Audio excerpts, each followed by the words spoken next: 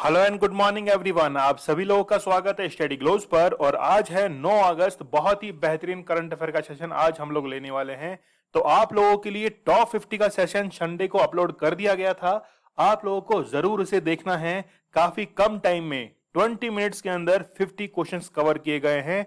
आज आपके लिए मोटिवेशनल कोट है कि प्रकृति से मनुष्य बहुत कुछ सीख सकता है।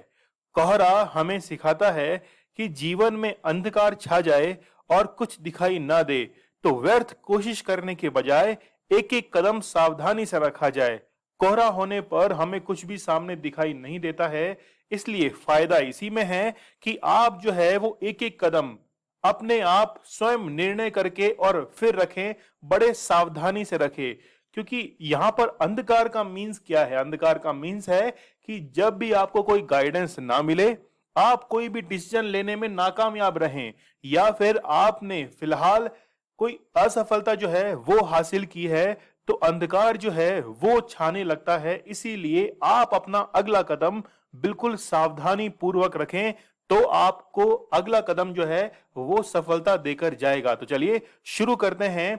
एसएससी जीडी के लाइव बैचेस जो है वो शुरू हो चुके हैं। स्टडी ग्लोज की नई लर्निंग ऐप है स्टडी ग्लोज लर्निंग ऐप, और वहां पर आप लोग स्टडी ग्लोज 2.0 जो ऑफिशियल चैनल है टेलीग्राम का, उसको ज्वाइन कीजिए ताकि जो भी नोटिफिकेशंस हैं वो आप लोगों को मिल जाए। आप लोग मुझे इंस्टा पर फॉलो कर सकते हैं, जो भी आपकी क्वेरीज हो वो मुझे पूछ सकते हैं। इसके साथ में ही लेक्चर की पीडीएफ विद आंसर्स आप लोगों को टेलीग्राम चैनल पर अवेलेबल करवा दिए जाते हैं।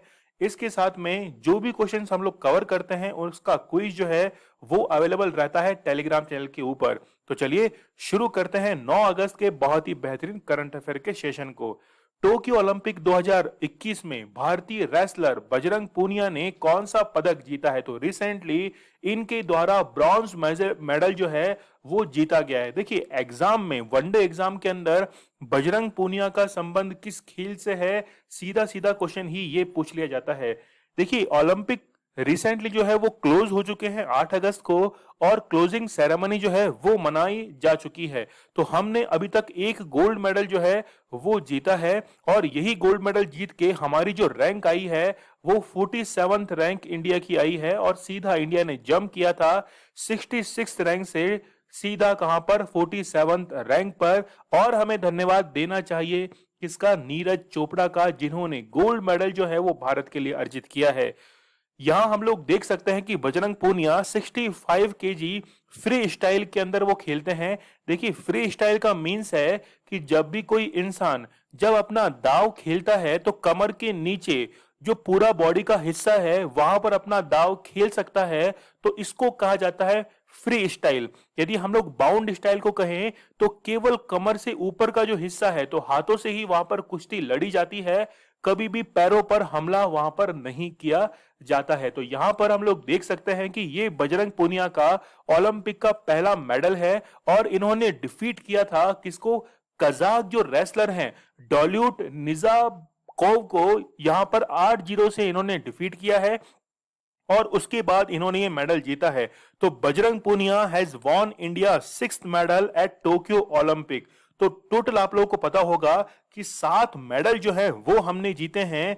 तो जो अदर 5 मेडल्स हैं वो यहां पर हैं, कौन कौन से हैं? फर्स्ट मेडल मीराबाई चानू के द्वारा जीता गया था, सिल्वर मेडल इनका ये था। सेकंड जो जीता है पीवी सिंधु, इन्होंने ब्रॉन्ज मेडल जीता। थर्ड लवलीना जो है इनके द्वारा ब्रॉन्ज मेडल जो है वो जीता गया। फोर्थ मेडल जो है वो जीता गया था हॉकी टीम के द्वारा, और इनके द्वारा भी कौन सा? Bronze medal. इसके बाद में 5th मेडल रवि कुमार दहिया, इन्होंने भी किसके अंदर जीता है? रेसलिंग के अंदर सिल्वर मेडल जीता है। और फिर जो है वो बारी आती है किसकी? बारी आती है नीरज चोपड़ा की। टोटल 7 मेडल जो है वो इंडिया ने जीते हैं। यहां पे हम लोग देख सकते हैं कि Neeraj Chopra scripted history with his gold in men's javelin throw. देखिए जैवलिन थ्रो के अंदर 2 खिलाड़ी इस बार के लिए इंपॉर्टेंट है।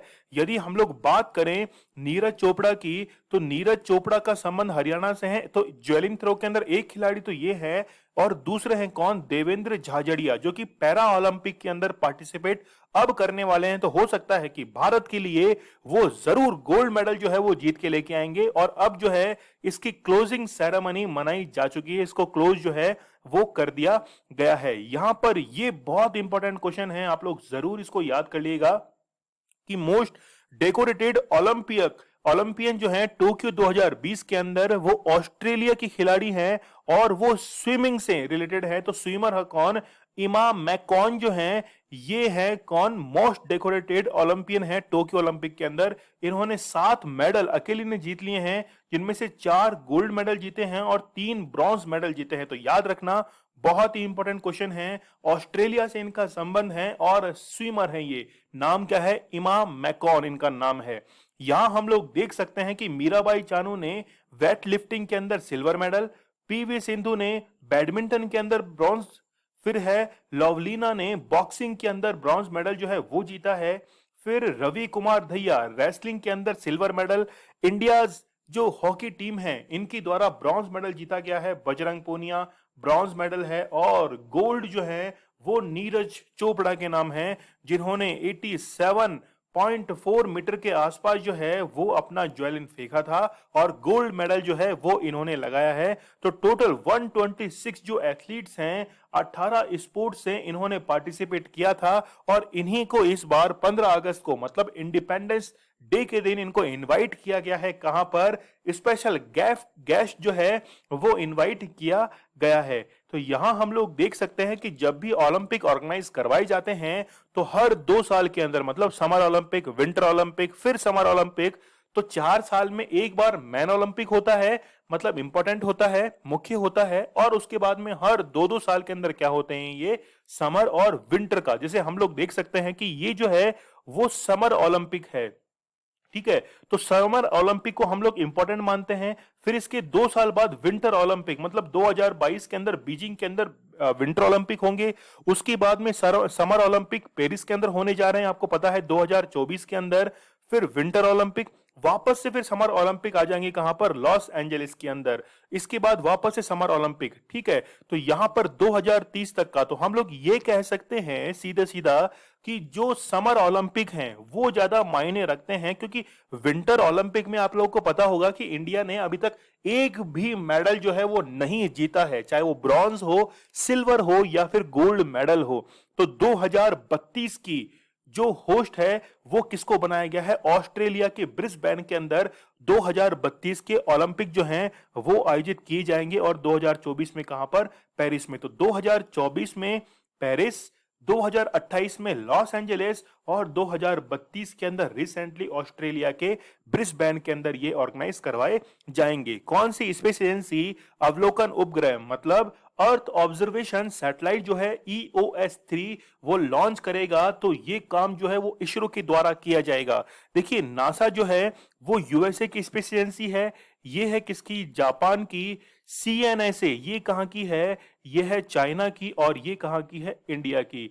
तो इंडिया की इसरो जो है ये इसको लॉन्च करेगी, अर्थ ऑब्जर्वेशन सैटेलाइट। तो 12 अगस्त को इसे लॉन्च किया जाएगा, पहली बात। और इसके अंदर GSLV मार्क 3, जिसको हम लोग कहते हैं बाहुबली कहा जाता है, तो बाहुबली जो रॉकेट है GSLV, इसके द्वारा EOS-3 को लॉन्च किया जाएगा पृथ्वी के जियो सिंक्रोनस ऑर्बिट के अंदर। अभी हम लोग समझेंगे, ये एक लो अर्थ ऑर्बिट है, ठीक है। वहां पर इसको क्या किया जाएगा? डिस्प्लेस, वहां पर इसको प्लेस किया जाएगा, ठीक है। तो आप लोग जरूर इसको समझना। देखिए, इसकी वर्किंग हम लोग समझ सकते हैं। अर्थ ऑब्जर्वेशन है, तो अब अर्थ ऑब्जर्वेशन का मीन्स होगा कि जितने भी मिनरल्स हैं, इसके साथ में अर्थक्वेक्स हैं, फिर वॉल्केनोज हैं, तो ऐसी घटनाएं जो हैं जब पृथ्वी के क्रस्ट पर देखने को मिलती है, तो उनको ऑब्जर्व इस सैटेलाइट के द्वारा किया जाएगा। और इसको 12 अगस्त को सतीश धवन अंतरिक्ष केंद्र जो है यहां से श्रीहरिकोटा से छोड़ा जाएगा। तो सतीश धवन जो है,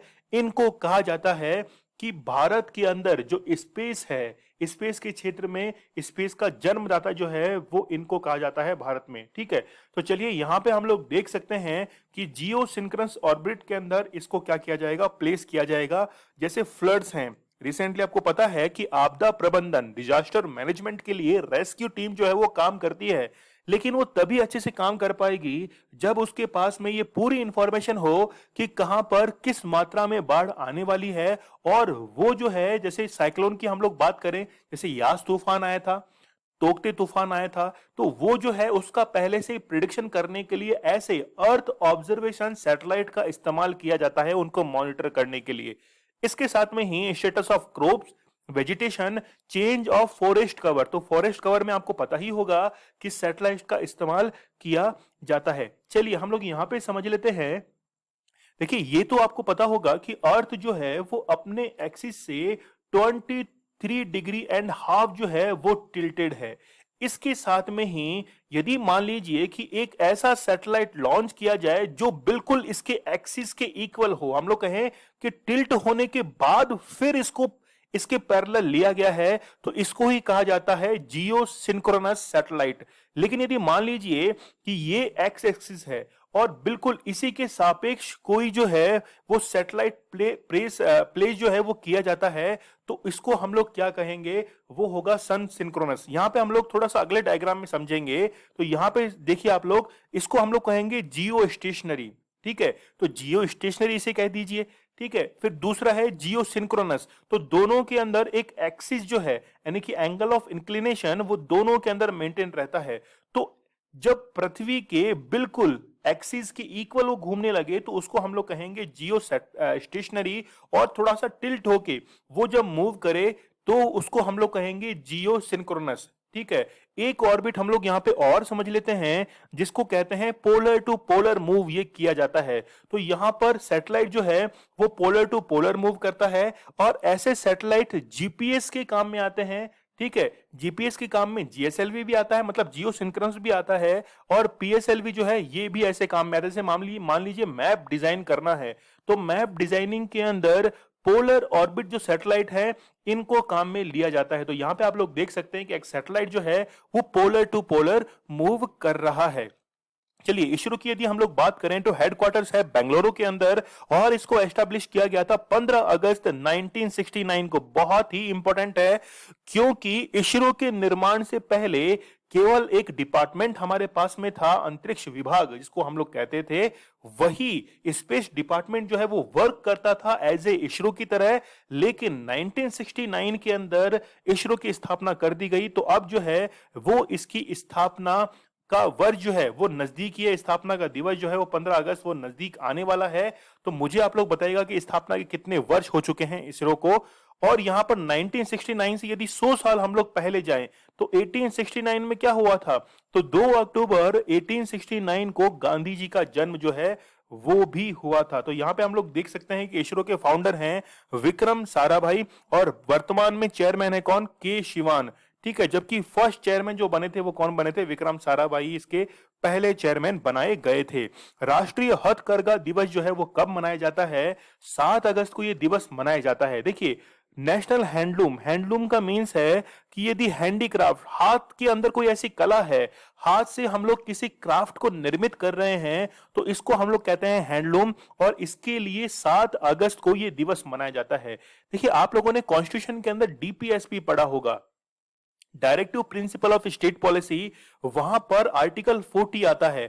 आर्टिकल 40 ये कहता है कि जितने भी ग्राम पंचायतें हैं उनको एम्पावर किया जाएगा, उनका सशक्तिकरण किया जाएगा। इसका मीन्स है कि गांव वालों को रोजगार प्रदान करने के लिए उनको रोजगार के साधन देना जरूरी है, रिसोर्सेज जो है वो वहां पर अवेलेबल करवाना जरूरी है। और उन्हीं में से एक रिसोर्स कौन सा है, वो है हैंडलूम का। इसलिए 7 अगस्त को इन्हें प्रमोट करने के लिए नेशनल हैंडलूम जो डे है वो सेलिब्रेट किया जाता है। यहां पे हम लोग देख सकते हैं, promote handloom and increase the income of viewers along with spreading awareness. एक तो अवेयरनेस जो है वो बढ़ानी है, इसके साथ में about the handloom industry and its importance in socio economic contribution of country. तो जितना भी हैंडलूम इंडस्ट्री है इसका सोशल एंड इकोनॉमिक प्रोस्पेक्ट्स बढ़ाने के लिए, कंट्रीब्यूशन बढ़ाने के लिए ये 7 अगस्त को दिन जो है वो सेलिब्रेट किया जाता है। तो हम लोग अभी बात कर रहे थे आर्टिकल 40 के बारे में, अनुच्छेद 40 के बारे में। और ये अनुच्छेद 40 जो है वो विलेजेस की जो पंचायतें हैं इनको एम्पावर करने की बात करता है और इसी के तहत ये सारे कदम जो है वो उठाए जाते हैं। चलिए अगला क्वेश्चन है, किस देश ने अपने सभी समुद्रीय राष्ट्रीय उद्यानों से मूंगे मतलब कोरल को नुकसान पहुंचाने वाले रसायनों से युक्त सनस्क्रीन पर प्रतिबंध लगा दिया है? तो थाईलैंड जो है रिसेंटली इनके द्वारा ये कदम उठाया गया है। क्योंकि आप लोग जानते होंगे कोरल्स जो होते हैं, पॉलिप इनको कहा जाता है, समंदर के किनारे ये डेवलप होते हैं जहां पर ज्यादा डीपनेस नहीं होती है। अभी हम लोग डायग्राम से इसको समझेंगे। तो बेसिकली क्या होते हैं, हम लोग कह सकते हैं कि ये कोरल जो है ये घर होते हैं समुद्री जीवों का। लेकिन यदि मान लीजिए केमिकल्स का यूज किया जा रहा है, तो केमिकल्स का यूज करने के बाद इन कोरल्स की क्या होनी शुरू हो जाती है, इनकी ब्लीचिंग होना शुरू हो जाती है। ठीक है, उसे ही कहा जाता है कोरल ब्लीचिंग। और यदि कोरल ब्लीचिंग होती है तो इनके कलर में जो है वो डिफरेंस आने लगता है। जैसे हम लोग बात करें कि विश्व की सबसे बड़ी कोरल रीफ जो है वो ऑस्ट्रेलिया के पूर्वी तट पर स्थित है, जिसको कहा जाता है ग्रेट बैरियर रीफ। ठीक है, तो वहां पर भी कोरल ब्लीचिंग की रिसेंटली घटनाएं देखी गई थी, इसलिए थाईलैंड ने सनस्क्रीन लोशन जो है उनको क्या कर दिया है, बंद कर दिया है। तो यहां पर उनमें केमिकल्स यूज किया जाता है और अंडर वाटर जो इकोसिस्टम है इसको काफी डैमेज पहुंचता है। तो सनस्क्रीन जो है इनको इनको बंद कर दिया गया है, क्योंकि ये जो है वो केमिकल्स इनके अंदर भरा होता है। ठीक है, तो यहां हमारे पास में एक इमेज है। तो देखिए, फर्स्ट जो इमेज है जो आपको व्हाइट में दिख रही है, यहां पर मछलियां कितनी बड़ी तादाद में हैं। लेकिन जैसे ही कोरल ब्लीचिंग होता है या फिर इनका जो आवास है वो खत्म होता है, तो फिर आप लोग देख सकते हैं कि मछलियों की तादाद कितनी कम हो गई है। ठीक है, तो यहां पर एक जुजेंथली, ठीक है, एक वर्ड है, एक जो है वो जुजेंथली यहां पे पाया जाता है, एक जीव है। जब वो इन कोरल पॉलिप्स के, देखिए ये जो है वो है कोरल पॉलिप्स, तो जुजेंथली जो है वो इनके ऊपर यहां पर लगा रहता है। तो जैसे ही यहां पर कोरल ब्लीचिंग होती है तो ये जुजेंथली जो है वो यहां से हटना शुरू हो जाता है। इसको ही हम लोग कहते हैं क्या, कोरल ब्लीचिंग। तो कोरल पॉलिप की यहां पर आप लोग समझ सकते हैं कि जब भी अंडर वाटर इकोसिस्टम बिगड़ता है तो यहां पर ये जो माउथ है वो ड्यू टू पॉल्यूशन के कारण ये क्या हो जाता है, ये माउथ बंद हो जाता है, जिससे ये डेड हो जाता है और इसके कलर में जो है वो डिफरेंस आने लगता है। देखिए ये है रीफ वाला पार्ट, मतलब यहाँ पे मान लीजिए ये बीच है, तो समंदर में कुछ हद तक यहाँ पे लेगून्स पाए जाएंगे, ये लेगून झील है। और वापस से जो सरफेस है, जो क्रस्ट है, वो ऊपर की ओर आने लगती है और समंदर का किनारा, यहाँ पर ज्यादा गहराई नहीं है, इसीलिए यहाँ पर रीफ जो है वो बनने लगती हैं। ठीक है, तो यहां पर ये तो है लेगून जोन और ये कौन सी है, रीफ जोन जो है वो इसको कहा जाता है। तो आई होप आप लोगों को ये बात जो है वो समझ में आ गई होगी। भारत की सबसे हल्की मेट्रो ट्रेन और पुणे की पहली मेट्रो का निर्माण कौन सा देश कर रहा है, तो रिसेंटली इटली जो है वो सबसे हल्की मेट्रो ट्रेन का निर्माण करने जा रहा है और ये पुणे की पहली मेट्रो भी होगी। तो इटली के द्वारा इसका निर्माण किया जा रहा है। देखिए, वैसे तो जापान जो है वो इन टेक्निक्स के अंदर, जैसे हम लोग कहें कि जो जयपुर मेट्रो है या फिर अदर जो मेट्रोज हैं उनके अंदर जापान ने काफी हेल्प की है, लेकिन इस बार जो है वो इटली हेल्प करने जा रहा है। तो यहां हम लोग देख सकते हैं कि India lightest and Pune first metro train unveiled in Italy. ठीक है, तो इटली के अंदर बहुत ही जबरदस्त और देखने में बहुत ही सुंदर है ये। तो यहाँ पे हम लोग देख सकते हैं कि वेस्ट बंगाल के अंदर टीटागढ़ जो है वैगन्स, यहां पर इसको मैन्युफैक्चर किया जाएगा। इटली की यदि हम लोग बात करें तो ये यूरोप कॉन्टिनेंट के अंदर स्थित है, इसकी कैपिटल है रोम और यहाँ की करेंसी क्या है, वो है यूरो। प्राइम मिनिस्टर यहाँ की कौन है, मारियो द्रागी जो हैं वो यहाँ के प्राइम मिनिस्टर हैं और प्रेसिडेंट हैं सेरिगो मट्रेला जो हैं वो यहाँ के क्या हैं, प्रेसिडेंट है। हेडक्वार्टर्स है यहाँ पर वर्ल्ड फूड प्रोग्राम का, रोम इटली के अंदर। और रोम जो है वो है कौन सी नदी के किनारे, वो है टाइबर रिवर के नजदीक जो है वो बसा हुआ है रोम। और यहाँ की सबसे लंबी नदी कौन सी है, पो रिवर। पो रिवर को हम लोग कहते हैं, इसे कहा जाता है इटली की गंगा। इटली की गंगा कहा जाता है, क्यों कहा जाता है, क्योंकि जैसे इंडिया के अंदर जो गंगा है उसके दोनों तरफ काफी इंडस्ट्रीज का डेवलपमेंट हुआ है, वहां पर लोग काफी तादाद में रहते हैं।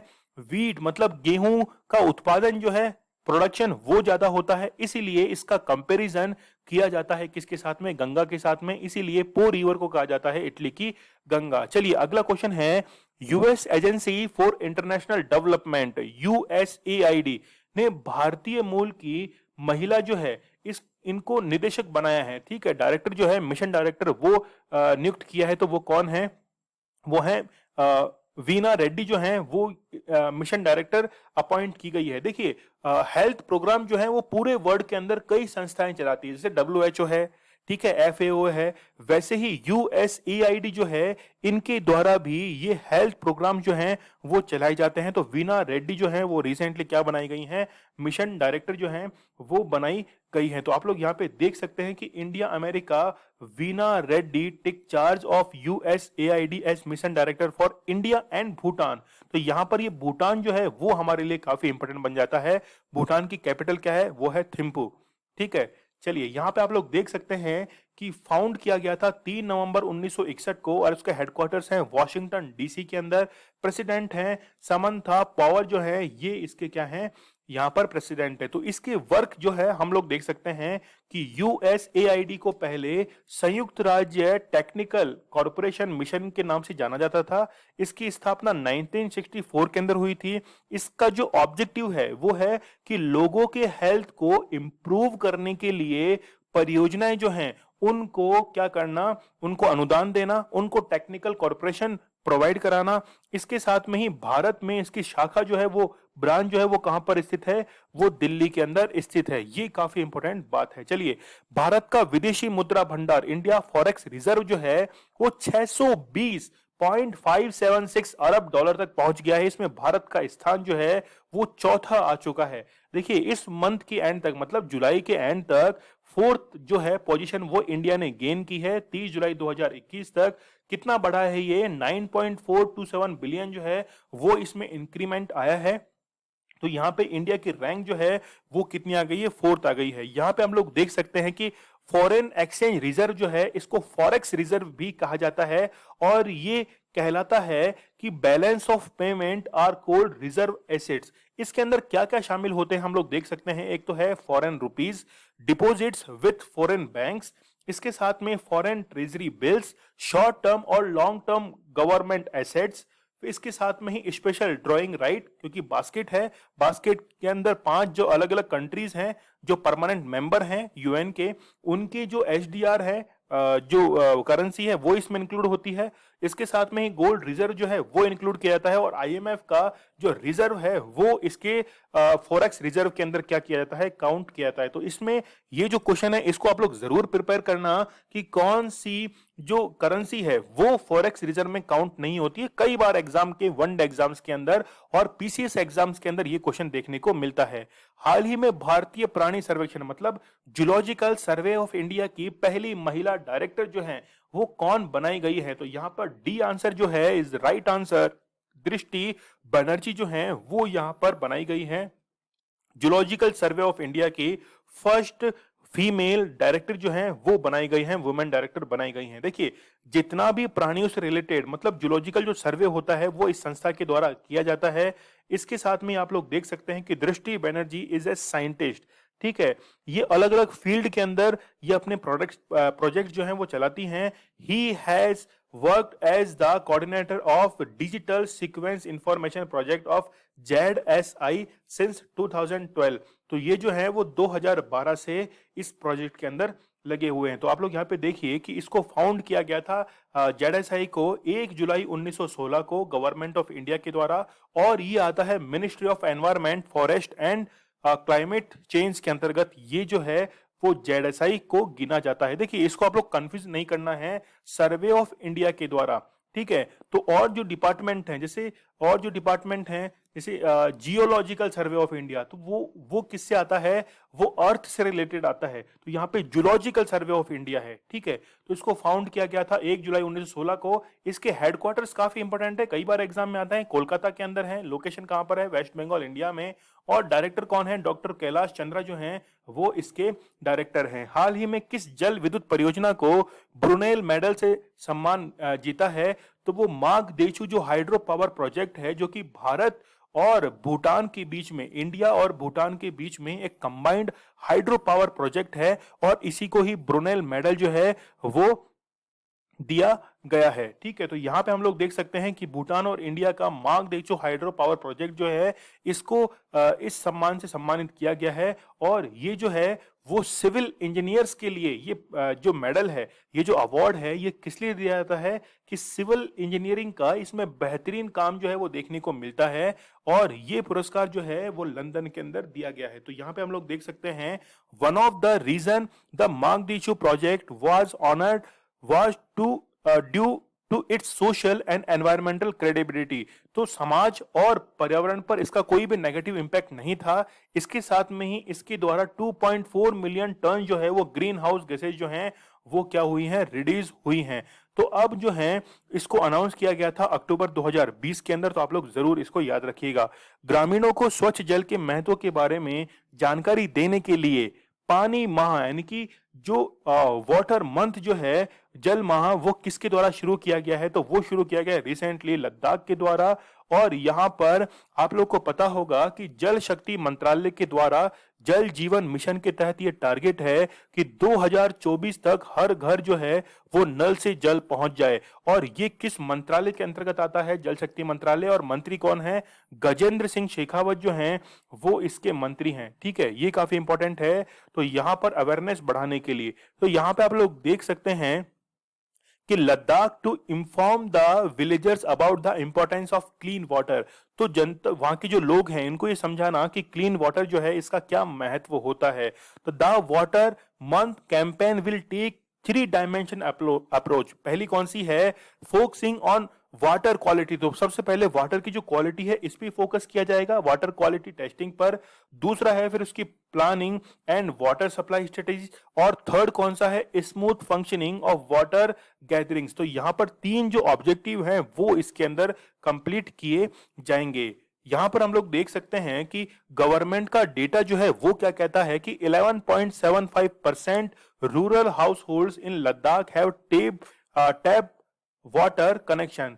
तो 11.75, ठीक है, 11.7% जो है, केवल इतने ही लोग जो हैं वो नल से पानी को प्राप्त करते हैं। बाकी जो है वो अपना गुजर बसर जो है वो जैसे दूर से भर के लेके आ रहे हैं, कोई टैंकर है, कुछ भी है फैसिलिटी, उसके द्वारा अपना गुजर बसर कर रहे हैं। तो जल जीवन मिशन जो है यूनियन इस टेरिटरी के अंदर वो चलाया गया। तो मैंने आप लोग को बताया है कि 2024 तक हर घर जो है वो नल से जल पहुंचाना है।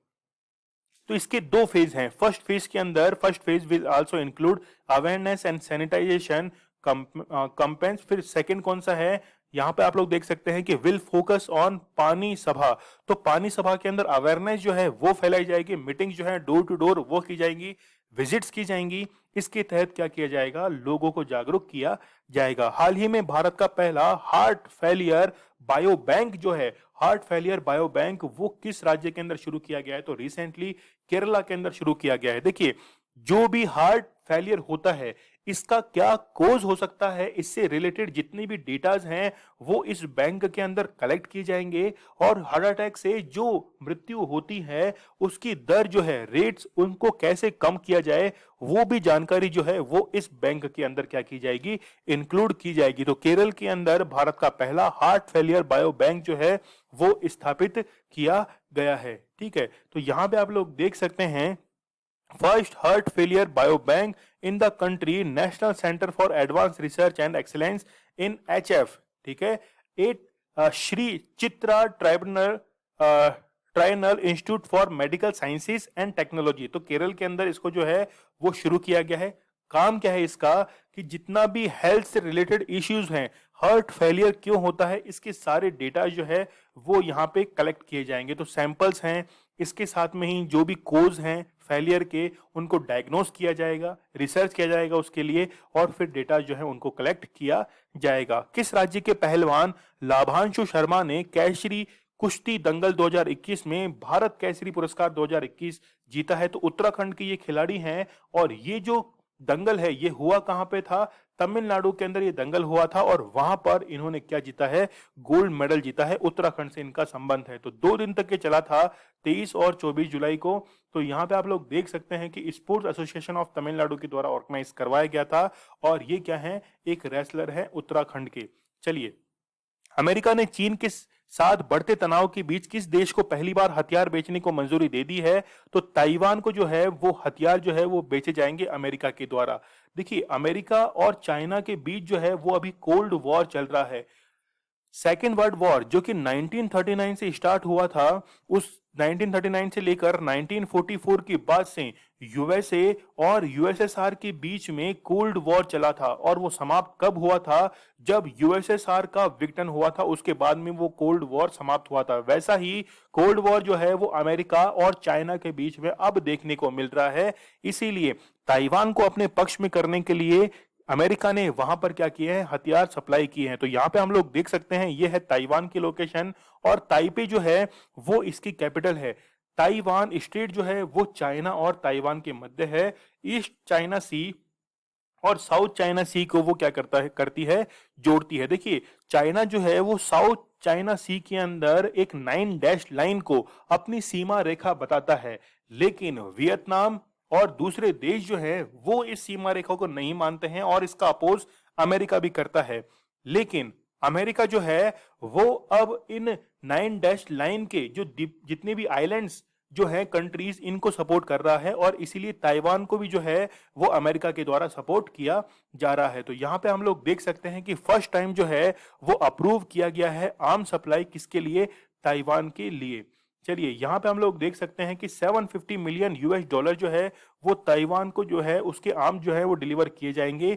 40 self propelled howitzer artillery, howitzer तोप जो है वो भी किसको सप्लाई की जाएगी? ताइवान को सप्लाई की जाएगी। तो ये जो है हो सकता है कि यूएसए जो है वो ताइवान को भी अफगानिस्तान बना के छोड़ दे। भारत के किस केंद्र शासित प्रदेश में मालदीव शैली के वाटर विला स्थापित किए जाने की घोषणा की गई है? तो रिसेंटली लक्षद्वीप के अंदर मालदीव के आधार पर वहां पर जितने भी वाटर विलास जो हैं उनको स्थापित किए जाएंगे। तो पानी के किनारे ये जो घर आप लोग देख रहे हैं विलास, इनको वाटर विलास कहते हैं। और इसी के आधार पर क्या किया जाएगा? मिनिकॉय, सुहेली और कदमा जो आइलैंड है लक्षद्वीप के, वहां पर 800 करोड़ का ये प्रोजेक्ट जो है, इस प्रकार का भारत का पहला प्रोजेक्ट है और ये स्थापित किया जाएगा। यहां पे हम लोग देख सकते हैं कि लक्षद्वीप के ये आइलैंड्स हैं, ठीक है। तो यहाँ पे आप लोग कई आइलैंड देख सकते हैं। इसमें कवरत्ती जो आइलैंड है ये इसकी कैपिटल है, ठीक है। चलिए, लद्दाख के केंद्रीय विश्वविद्यालय का नाम क्या रखा गया है? तो इंडस यूनिवर्सिटी या फिर सिंधु यूनिवर्सिटी भी आपको एग्जाम में मिल सकता है। तो केंद्रीय विश्वविद्यालय का मीन्स होता है कि डायरेक्टली जो है वो प्रेसिडेंट के द्वारा यहाँ के कुलपति को, ठीक है, चांसलर जो हैं इनको यहाँ पर अपॉइंट किया जाता है। इसीलिए इसको क्या कहा जाता है? सेंट्रल यूनिवर्सिटी कहा जाता है। और इसका नाम जो है वो रखा गया है सिंधु यूनिवर्सिटी या फिर इंडस यूनिवर्सिटी आप लोग कह सकते हैं। इसके लिए लोकसभा के अंदर एक बिल जो है, अमेंडमेंट बिल, वो पास किया गया है। सेंट्रल यूनिवर्सिटी अमेंडमेंट बिल 2021 जो है पास किया गया है। इसके तहत नाम में परिवर्तन कर दिया गया है। और एजुकेशन मिनिस्टर कौन है? धर्मेंद्र प्रधान जो हैं वो अभी भारत के एजुकेशन मिनिस्टर हैं। चलिए, 7 अगस्त के बहुत ही बेहतरीन करंट अफेयर को हम लोग एक बार रिवाइज कर लेते हैं। राजीव गांधी खेल रत्न पुरस्कार के स्थान पर आप लोगों को पता होगा कि ध्यानचंद खेल रत्न पुरस्कार कर दिया गया है। इसकी स्थापना 1991 के अंदर की गई थी। भारतीय पुरुष हॉकी टीम ने टोक्यो ओलंपिक में कौन सा पदक जीता है? तो इनके द्वारा ब्रॉन्ज मेडल जो है वो जीत लिया गया है। किस राज्य की पुलिस ने 100% अंकों के साथ में जो CCTNS है, मतलब crime and criminal tracking network system जो है, इसमें भारत का पहला राज्य कौन सा बना है? हरियाणा बना है। काजीगुंड और बनिहाल के बीच 8.5 किलोमीटर टनल को यातायात परीक्षण के लिए खोला गया है। ये टनल जो है वो कहाँ स्थित है? जम्मू एंड कश्मीर में स्थित है। महाराष्ट्र के नए लोकायुक्त कौन नियुक्त किए गए हैं? तो VM कनाडे जो है वो अपॉइंट किए गए हैं। तिरछी कार्बाइड जो है वो डेवलप की गई है ऑर्डिनेंस फैक्ट्री के द्वारा। समग्र शिक्षा अभियान को 5 साल के लिए बढ़ा दिया गया है। डोगरी लेखिका पद्मा सचदेव का हाल ही में निधन हुआ है। इनको पद्मश्री मिला था 2001 में। LIC की नई मैनेजिंग डायरेक्टर जो हैं वो मिनी लेपी बनी है। हाल ही में ओलंपिक में हैट्रिक लगाने वाली भारत की पहली महिला हॉकी खिलाड़ी कौन बनी है? वंदना कटारिया।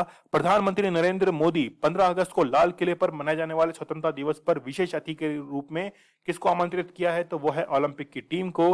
राज्यपाल कैदियों को क्षमा कर सकते हैं, यह निर्णय किसने दिया है? तो सुप्रीम कोर्ट के द्वारा निर्णय दिया गया है। रवि कुमार दहिया ने टोक्यो ओलंपिक में सिल्वर मेडल जीता है। किस राज्य की सरकार ने घर घर स्वास्थ्य योजना मक्कनाई थेदी मारुथुवम, ये योजना जो है वो शुरू की है? तो वो कौन सी है? तमिलनाडु सरकार है।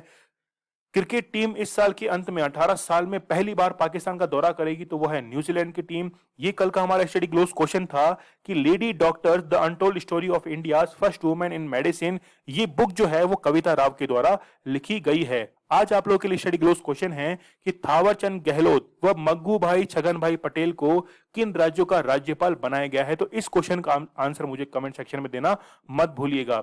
आप लोग मुझे इंस्टा पर फॉलो कर सकते हैं, जो भी आपकी क्वेरीज हो वो मुझे पूछ सकते हैं। इसके साथ में ही आपको लोग को लेक्चर की पीडीएफ मेरे टेलीग्राम चैनल पर अवेलेबल करवा दी जाएगी, और जो भी क्वेश्चन हम लोग करते हैं उसका क्विज अवेलेबल रहता है मेरे टेलीग्राम चैनल के ऊपर, तो वहां पर आप लोग जाकर इसको अटेम्प्ट कर सकते हैं। स्टडी ग्लोस आप लोगों के लिए बहुत ही बेहतरीन कंटेंट लेके आता है, नॉलेज इज पावर, ये हमारी टैगलाइन हो। चलिए कल मिलते हैं हम लोग बहुत ही बेहतरीन करंट अफेयर के साथ, तब तक के लिए धन्यवाद, थैंक यू।